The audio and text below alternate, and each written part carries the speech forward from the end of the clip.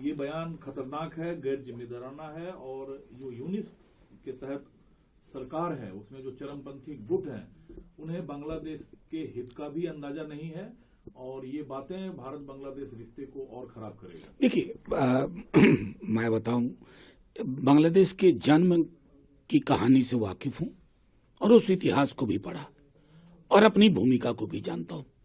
भारतवर्ष की भूमिका, हमारी सरकार और सेना की भूमिका,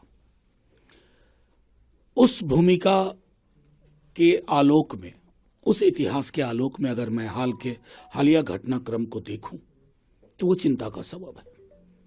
जो क्योस है, ऑर्गेनाइज्ड क्योस, अराजकता हमारे पड़ोस में, वो चिंता का विषय है पूरे देश के लिए, बल्कि पूरे दक्षिण एशिया के लिए।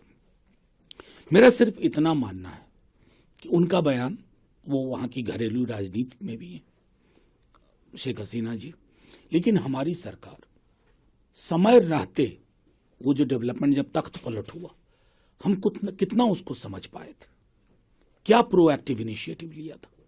और अभी जब ये सब चीजें हो रही हैं तो हमारी ओर से पहलकदमियां क्या रही हैं, कंडमनेशन की भी जुबान हमने अभी तक देखी नहीं।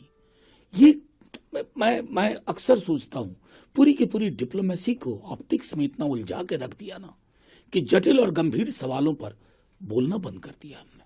लेकिन जब सर वो नसीहत देती हैं कि बांग्लादेश की खुशहाली और सुरक्षा भारत के साथ मजबूत रिश्तों पर निर्भर करता है और भारत को चिंता की दृष्टि से देखने का पूरा हक है, तो भारत सरकार के लिए भी नहीं, तो मैं तो साफ कह रहा हूं, वो तो फिर भी पोलाइट, मैं तो साफ तौर पे कह रहा हूं, हम अपनी डिप्लोमेसी को ऑप्टिकल इल्यूजन का जरिया बना चुके हैं।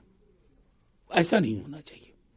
दक्षिण एशिया के इस भूभाग में जो कुछ हो रहा है वो हमारे लिए दैनंदिन चिंता का विषय है और मैं अपनी सरकार की खामोशी जब देखता हूं तो समझ नहीं पाता हूं।